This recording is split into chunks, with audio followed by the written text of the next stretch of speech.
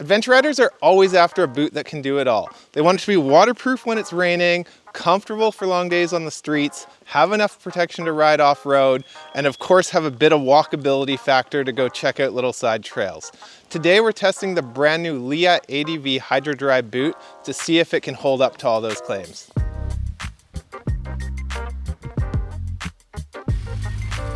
For those of you that are new here, I'm John from Ragged Roads Moto. I'm an ADV rider based out here on Vancouver Island, Canada.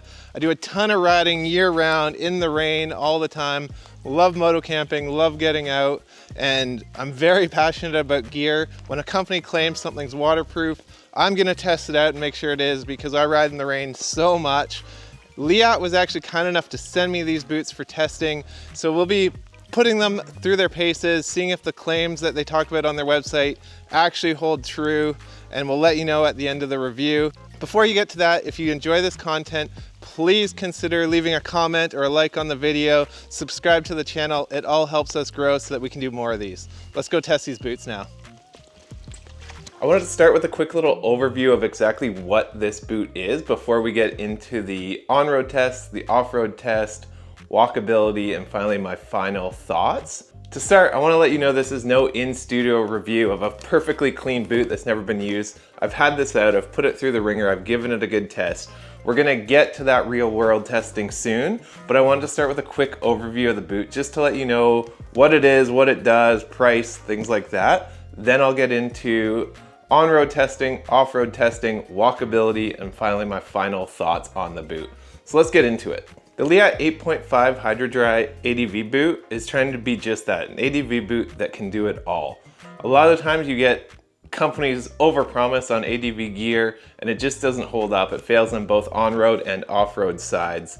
So we're gonna actually test that out. Let's begin by talking about the construction and the features of the boot. As you can see, it's 3 buckles as well as a large Velcro piece. This is their slide lock Velcro that allows it to tighten up, but it doesn't push back open. It's kind of a one-way Velcro. It's got a nice sturdy sole with a shank in it, so it's stiff on the foot pegs, which is nice, and quite a bit of traction for walking as well, which I think is gonna come in handy. The boot is made out of nubuck leather. The buckles are aluminum, which are quite nice and should be able to take a beating, and a CE rated slide sole. So everything you need for both on and off road. There's a plastic exoskeleton that comes about halfway up the boot. This gives really nice stability side to side, but still allows the boot to fold forward for that walking. It's constructed similar to their 5.5 Enduro boot with that same pivot point on each side. But you can see the Enduro boot has the 4 buckles. It comes up quite a bit higher, a lot more protection, and a lot stiffer on that forward flex, almost ski boot kind of feel. So there's a lot of thought that Leatt put into this boot, where you can see they started off with that 4.5 construction and kind of whittled it down into a boot that you can wear longer and spend a lot more time on the bike and walking around in. The boot offers generous protection for an ADV boot. You have a nice plastic piece up on the shin, you have plastic down low. On the inside of the boot, there is a nice piece of microfiber to prevent wear and tear on your bike. You have plastic over the toe for a bit of protection there. For an ADV boot, quite good protection. Of course, not quite as protective as an Enduro boot, but a really nice blend that Leatt did here. For price as well, here in Canada, you're looking at $630, which is up there, but once you start to break down the features this boot has, it feels like it's a pretty good price. In Canada, the boot's available in 2 colors. We have the black bronze, which I have here, and there's also a black gray, which is a bit lighter, quite nice looking. That covers the specs. Let's suit up and go test this boot on the bike. For the first test, we are just out on the street. Right now I'm riding through town, so there's lots of braking and lots of shifting, and the boot feels pretty good, pretty natural. I don't notice it a ton. There is that really nice ankle flex in it. I can pull my ankle up to upshift, no problem. The braking feels quite nice. There's lots of feedback through the pedal and through the boot, which can really help. Sometimes you get that boot too stiff and it's really hard to feel how much pressure you're putting on that rear brake. And this boot just has enough flexibility in the ankle to be able to control it really nicely. You don't think too much of it. I think when I'm sitting on this bike, I'm a little bit more crunched up than some other adventure bikes, but I still am comfortable in this boot. It feels almost more like a high-cut riding shoe at times. It just has that comfort.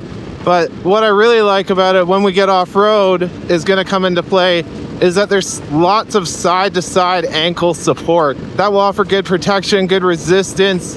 In a little drop or accident, if the bike lands on you, you do still have some protection. But we'll talk about that more when we get into the off-road part of the review. The other thing you'll notice is I'm out here riding in the rain, and the whole reason for that is this is a waterproof boot, or advertised as waterproof, and we all know what that means. We've been disappointed quite often by that claim, and that was important to me that I came out and I did this review in the rain, both some road riding while sitting and at higher speeds, and off-road riding while standing, to see if this boot truly is waterproof. And I'm also going to do some creek crossings, walking across the creek, see if we get any water in the boot that way.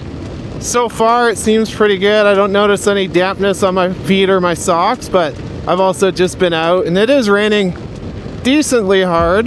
I think if there's a day we're gonna get wet socks, it's a day like this. I live in Port Renfrew, which is one of the rainiest places in North America, and so when a company claims a boot's waterproof, I am one to hold them to that. I ride a ton in the rain. We get heavy rain here, and there's nothing worse than going out for a ride and coming back soaking wet. So I will be giving this boot a really good waterproof test today, and we'll see how she is at the end.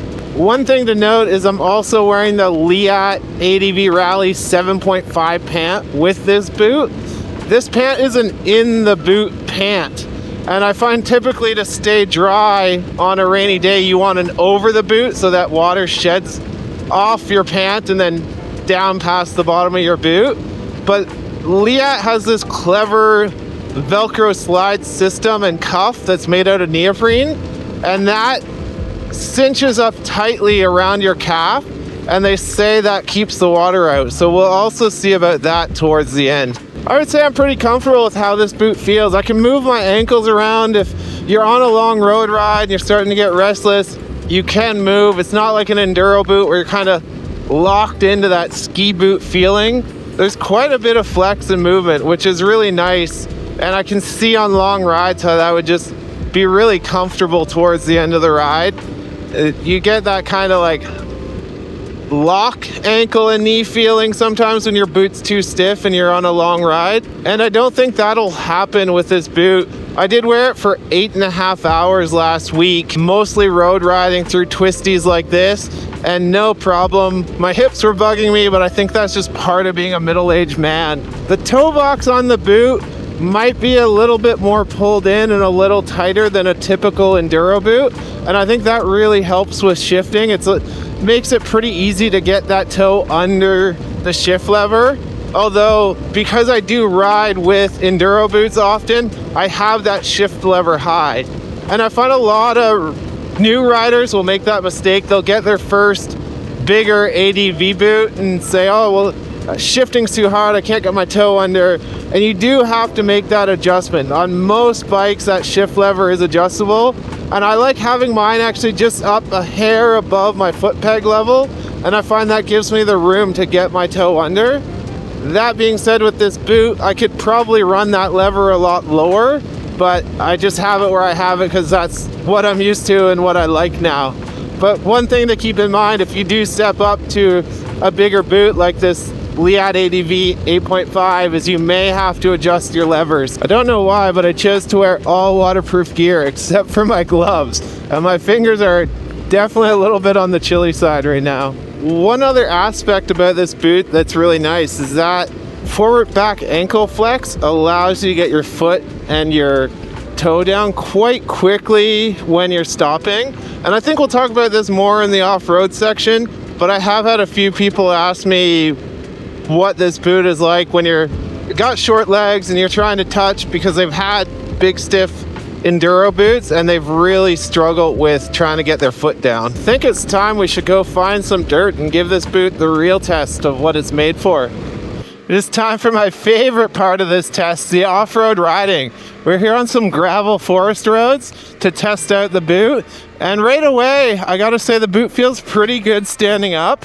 We're just coming through a bit more of a technical section there. There's really impressive support side to side.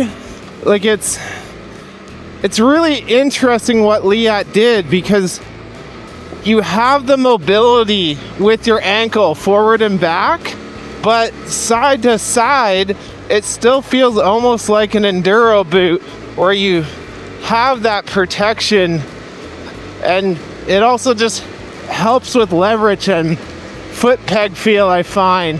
That's one of the things I don't like about the really, really soft boots, is it's like my ankles almost collapse inward at times, especially through washboards or rougher terrain.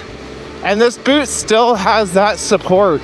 The sole also feels really good on the pegs. There's lots of traction. Even through this wet and mud, I'm not concerned about slipping. And it's a nice stiff shank in it, so no flex, gives that really nice feel against the pegs, or you can force the bike. You can weight the pegs nicely because you're not losing energy in that sole flexing down around the peg. Like, you can really drive those ankles down to get traction, which is nice. I still have really good control for shifting and braking standing up. Almost a little nicer actually, but that's again how I have my foot control set up, is for standing, is for off-road riding. But I'm really impressed on how this boot feels off-road. I thought it was going to be a little bit too soft and flexible at first for what I was after, but I think I can make this work and be quite happy with it. Now, that being said, if you're riding some really gnarly stuff on a big bike, I think you're still going to want that extra protection of the Leatt 4.5 or even the 5.5 boot would be a much better off-road boot for you. But you're really sacrificing a lot of that on-road performance and comfort once you go to that boot, and a lot of walkability in those stiffer boots, because they're almost like a ski boot. And so when you get to a cool spot you want to check out, you just can't walk around the same way, or don't want to. Or, you know, I've had times where I've been in those boots and there's been part of the crew go check a waterfall or something out, and I just avoid it because I'm like, oh, I don't want to do the walk in these boots. They're far too stiff. And that's not going to be a thing in these boots, I don't think. I think you're going to be able to quite comfortably walk a decent little distance in them. They're definitely not a hiking boot, and I wouldn't want to spend all day hiking in them, but to do a little 1 or 2K loop, it shouldn't be any problem in these boots. But this part is to ride off-road, so let's see how they really feel. One thing I am finding nice about that forward-backward flex in the boot is when you stop, it is quite easy to get that foot down, because you can bend your foot forward just to get a toe. If you have short legs, that's what you end up doing. And I am finding that I'm able to get that foot down quite quickly on a stop here, no issues, feel comfortable. And yeah, that's a good feature to have as these ADV bikes get taller, is that little flex in the boot that allows you to get that foot down. I've had a few friends go to a big stiff enduro boot, and it's something they had a really, really hard time with, was getting their foot down and touching, and they've switched back to a softer boot because they're like, well, I just keep dropping my bike, I can't get my foot down, I don't feel planted with that foot down. And that's just not an issue with this boot because it's got that flex in it. For a quick wet sock update, I'm still feeling my socks to be dry, even through this rain, riding through the puddles, I still feel really good. So that's a good sign. I find if a boot's gonna leak, it usually happens in that first hour of riding and stuff like this, and so far so good, so I'm happy with that. I find all boots, you do eventually get a leak through there, whether you go through a puddle that's just way too deep, or after 6-7 hours of riding in the rain, the water forces its way in, even just the wind pressure, especially on the road when you're going fast. but dry socks so far, so I'm stoked on that. One thing to note as well is that the inside calf of the boot is a really nice microfiber, and it gives a really good feel when squeezing the side of your bike. There's nothing there to get hung up on. You can grip but still slide forward and back when you need to. And I don't think it's gonna damage the bike because it's this really nice soft material. I've seen some bikes where it's just totally worn out on the frame from a kind of rough plastic on the inside of the boot.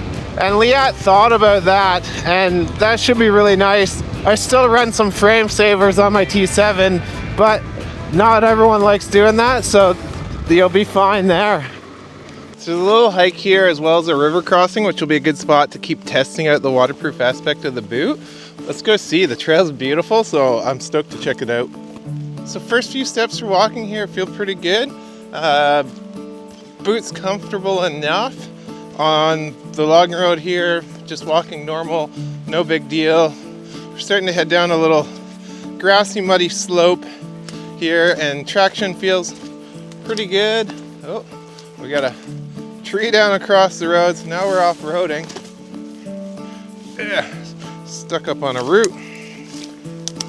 There we go. Lots of trees down. This is sportier than I thought it was gonna be, but that just makes it a good walking test for this boot. It's nothing slipperier than wet wood with moss. Anyone that's walked in the rainforest will know that. This feels really good, and this is not easy terrain. There's some mud, some slippery roots. It's pretty steep and soft, and the boot feels really good. I'm impressed with the amount of traction I have, because it's not a super aggressive sole on the bottom. There is some tread, but it's not like a hiking boot with these deep grooves. It almost makes me feel confident. In the enduro boot through there, like that would have been really hard, because you're basically walking like you're on a ski boot. And so anytime you need that articulation to get through that harder terrain, it's really tough. There is more water in this creek than I thought. We got to be smart about where we cross this here. We got water in the boot there for sure, but the water was up over the top of that internal gusset, and so it just came in there. Interesting part though is just one boot. I still have one dry sock. Really enough movement in this boot to make it easy enough to make those steps up onto the logs. On the wet rocks here, also pretty good traction. Feels easy enough to walk on because you can bend those ankles and get kind of around the rocks. Sometimes on those stiffer boots, you almost get kicked around because you can't bend that ankle forward. This is just no problem. This waterfall is cranking right now. This is why you want an ADV boot you can walk in to get to spots like this. This is just so amazing. Let me get up there and I'll show it to you. That's why you want a boot you can walk in. Like, incredible. It's just cranking right now too. I've been down here before and I haven't seen it with this much water, so this is extra special. What an amazing spot to check out. Let's head back to the bike now and finish off this review. Overall, I'm really impressed by this boot. It stays relatively dry for quite a long period of time. It does eventually soak through, but I think that might be part of the in the boot pant where you have channels to go. I think if we had an over the boot pant, it might really help. But in the end, this is a really solid all-around boot. For somebody that does a lot of mixed riding, so you're on the street, you're on gravel road, and you're out exploring, getting off the bike and doing some walking, it's definitely worth considering. If you do a ton of hard riding, you're getting your big bike into more technical terrain, I think you're still gonna wanna consider a boot with a bit more stability like the Leatt 4.5 or even the 5.5. But overall, I'm pretty happy with this boot, and I think I'll keep wearing it on these mixed use days and see how it goes. I hope you enjoyed my review of the Leatt 8.5 Hydradri boot. If you have any questions, just leave it in the comments below and I'll get back to you, and we'll see you in the next review.